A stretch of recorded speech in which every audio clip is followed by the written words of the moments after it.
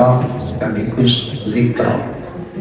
Dalam setiap peristiwa pasti ada nilai tafsirah, pandangan batin, sekaligus zikra, pelajaran bagi orang yang ingin kembali kepada Allah. Artinya selain amal soleh juga ada semangat aslahu atau melakukan kebaikan.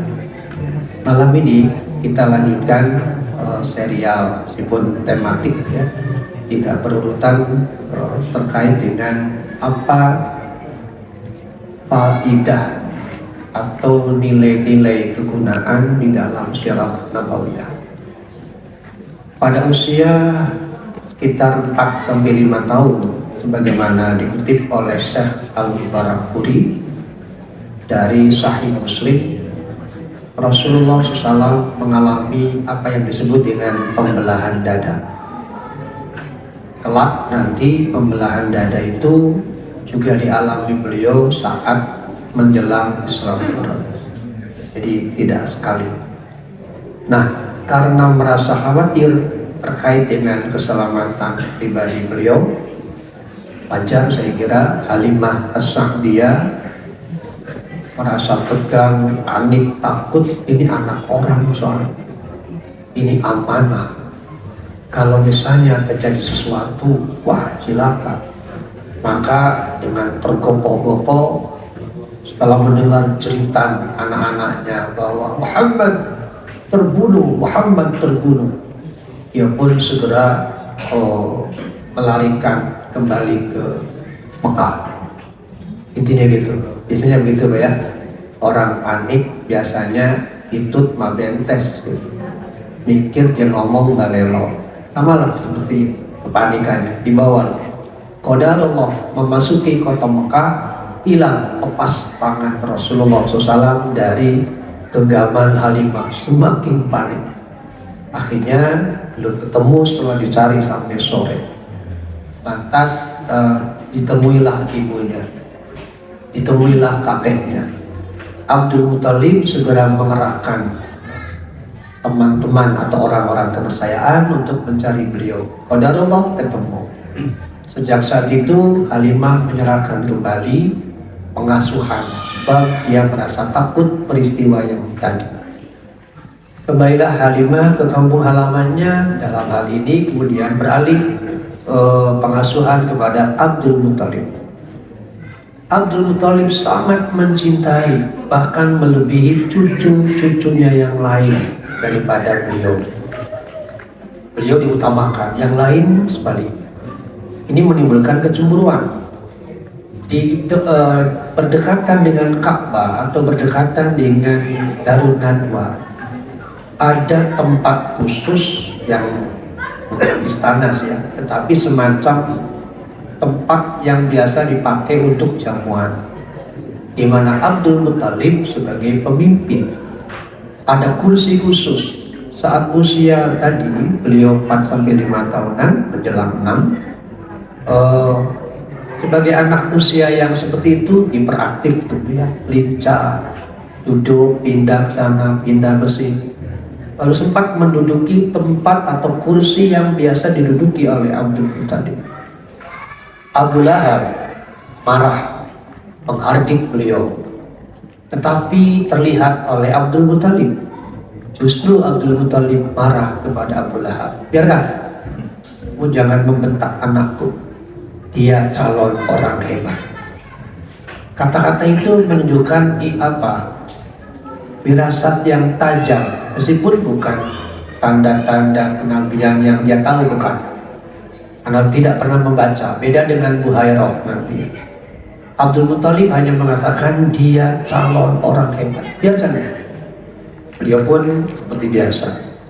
Qadarullah, beberapa waktu kemudian, kurang dari setahun, Abdul Muthalib wafat.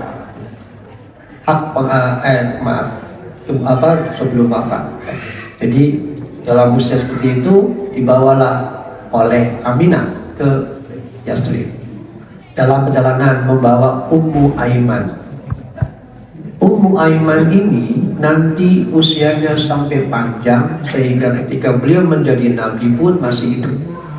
sangat menghormatilah beliau kepada Ummu Aiman. Qadarullah, pulang dari Yasrib, ternyata kesehatan Aminah tidak stabil, sakit demam tinggi. Dalam perjalanan pulang menuju Mekah meninggal.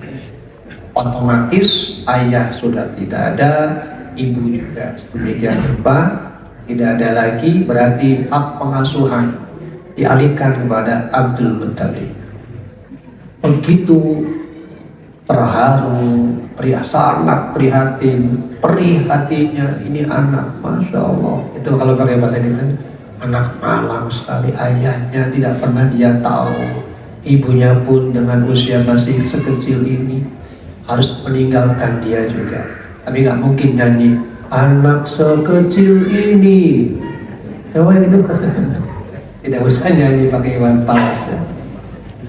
Nah, dengan hati yang sangat prihatin atas penderitaan yang dialami oleh cucunya, maka dengan sigap Abdul Muttalib mengambil alih. Kasih sayang beliau tumpahkan sedemikian rupa, totalitas, tanpa sisa. Yang tadi itu peristiwa antara lain. Nah, rupa-rupanya Allah tidak menghendaki bahwa kasih sayang manusia melebihi kasih sayang Allah. Maka supaya pendidikan, pencelupan cara berpikir tidak diintervensi oleh orang, diwafatkan lagi tuh Abdul Muttalib oleh Allah. Jadi saat Aminah binti Abdul Wahab binti Wahab ingin mencurahkan kasih sayangnya lewat peristiwa tadi, Allah stop kasih sayangnya, gak usah ikut, biar aku, seolah-olah begitu cara Allah mendidik beliau, biar aku yang mencelup batin dia calon kekasihku, kamu gak usah ikutan. Diwafatkan Aminah.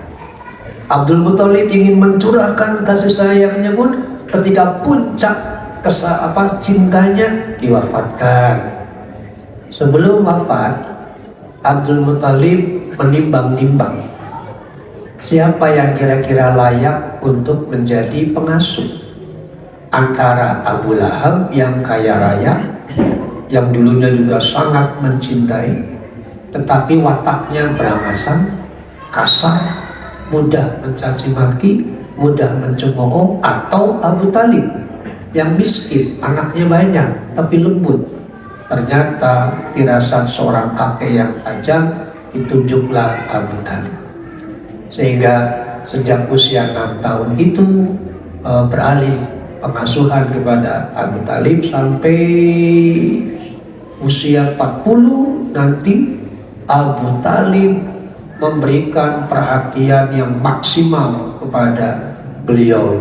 Nah, di sini nanti perjuangannya akan kita ambil lagi kisah yang lain. Nanti akan ada satu peristiwa menarik pada saat beliau usia 12 tahun, tepatnya ketika diajak dagang ke Syam. Di sini ada kajian sedikit kristologi. Nah, kenapa? Karena nanti kafilah dagang yang dikomandani oleh Abu Talib dihentikan oleh seorang pendeta namanya Buhairah. Terjadi dialog di situ. Baik Bapak Ibu yang dirahmati Allah, sampai di sini alur ceritanya. Lalu apa nilai yang bisa kita ambil? Mengapa orang-orang yang sedang ingin menumpahkan cinta kasihnya sedemikian rupa dihentikan oleh Allah, diwafatkan oleh Allah, baik Aminah maupun Abdul Muttalib? Ada beberapa poin penting. Pertama, mengapa harus diyatimkan beliau? Bukankah Nabi perlu pendidikan, ya? Perlu pendamping, perlu pengayoman? Justru di sini menarik sekali pandangan Syekh Ramadan Al-Buti. Dengan diwafatkannya semua orang yang hendak menumpahkan cinta kasihnya kepada beliau, kata Ramadan Al-Buti, Allah ingin memperlihatkan kuasanya bahwa Nabi yang kelak diangkatnya sebagai Nabi pamungkas atau akhir zaman tidak pernah dididik oleh orang tuanya, oleh kakeknya, sehingga apa yang dimiliki oleh beliau, kehebatan, mukjizat dan sebagainya, para orientalis yang berpikiran fasik atau kafir tidak akan pernah bisa menjawab atau tidak akan pernah mampu mengatakan, oh Muhammad hebat ya karena bapaknya hebat, kakeknya hebat. Gak mungkin mengatakan begitu. Sebab apa? Siapa yang mendidik? Tidak ada. Itu tujuan utamanya. Jadi dia diwafatkannya ibunda tercinta, ayahanda tercinta, supaya seluruh proses penanaman karakter, pendidikan, mentalnya dan sebagainya tidak boleh diintervensi oleh siapapun. Yang pertama. Yang kedua, mengapa terjadi pembelahan dada? Terlepas dari sebagian ulama tarikh yang mengkritisi hadis ini, tetapi hadis ini masyhur riwayat Muslim juga. Salah seorang ulama sirah yang mengkritisi sebagai lemah adalah Syekh Muhammad Al-Ghazali. Tetapi rata-rata para sejarawan lain mengambil, Al-Mubarakfuri mengambil, Ramadan Al-Buti mengambil, Syekh Musa bin Rashid Al-Azami juga mengambil. Jadi masyhur, sehingga layak dijadikan sebagai rujukan. Mengapa beliau dibersihkan? Dalam riwayat itu dikatakan beliau dibelah dadanya, diambil bagiannya, kemudian dicuci dengan air zam-zam di atas baskom, lalu Jibril mengatakan, inilah Muhammad, bagian darimu, bagian setan darimu. Hadzal asyaiton minka, ini bagian setan darimu. Supaya beliau tidak terjerat oleh hawa nafsu, maka dilaminasi, diproteksi oleh pembersihan tadi. Itulah sebabnya beliau nanti maksum, beda dengan kita. Nah, dari segi memori juga sama.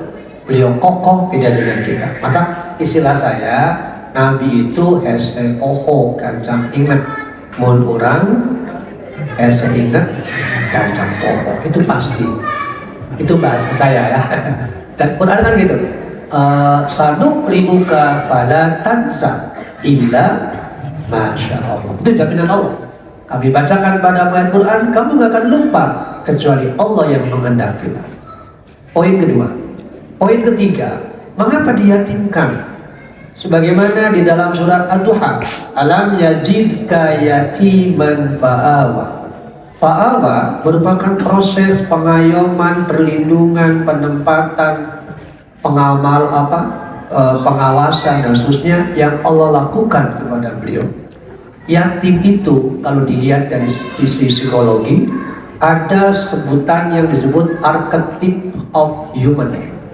Salah satu penelaahan para psikolog adalah anak yatim itu memiliki jiwa yang tangguh, mandiri, kuat berjuang. Apalagi kalau kemudian lingkungan sekitarnya ikut membentuk. Tetapi titik lemah anak yatim secara umum adalah baperan.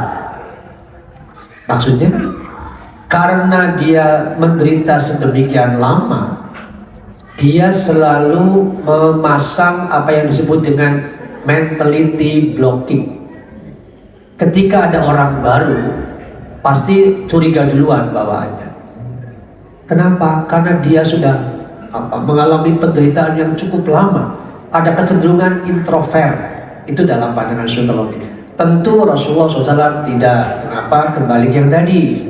Karena keyatiman beliau dibarengi dengan ditutupnya pintu masuk setan, sehingga tidak mungkin sifat baperan yang dimiliki oleh orang lain ada pada diri beliau. Tetapi secara umum, yatim itu boleh jadi mampu membentuk karakter seseorang tangguh menjadi seorang pejuang yang hebat.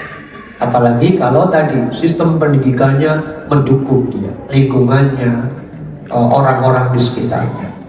Yang ketiga, yang keempat, jamaah yang dirahmati Allah,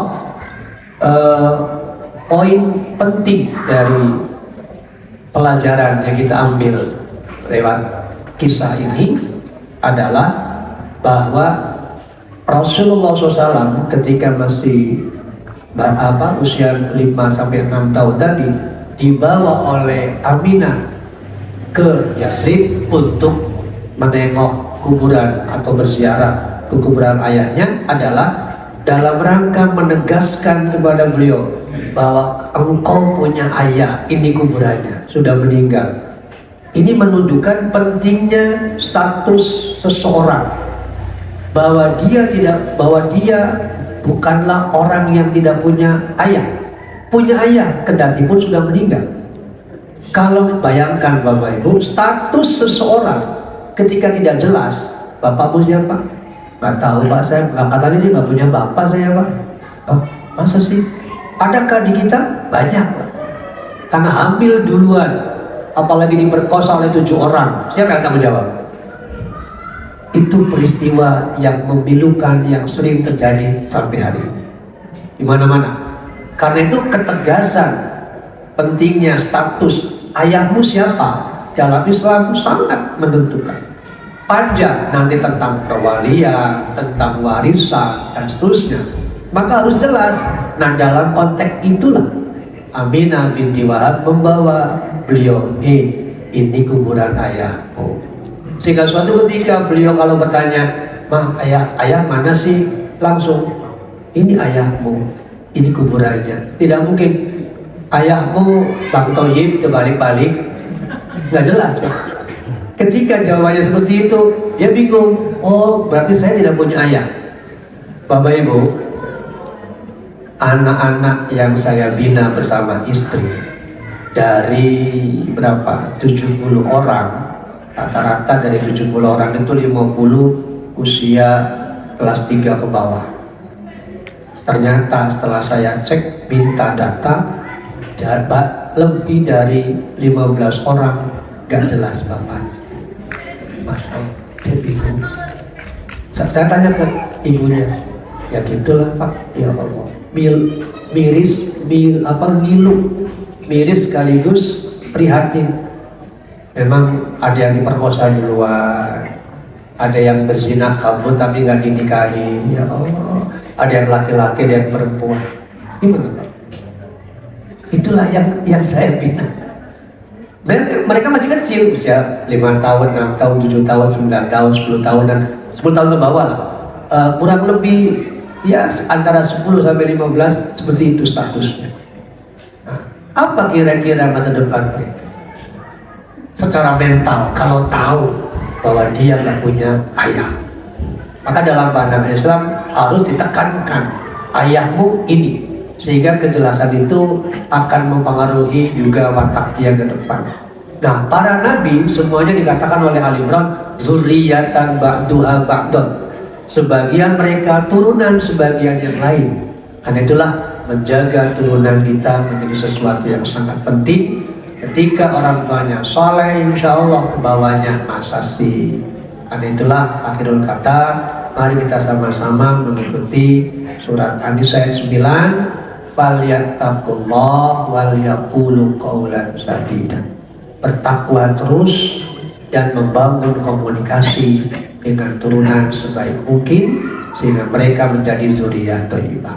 Barakallahu li wa lakum wastaghfiru innahu huwal ghafurur rahim. Assalamualaikum warahmatullahi wabarakatuh.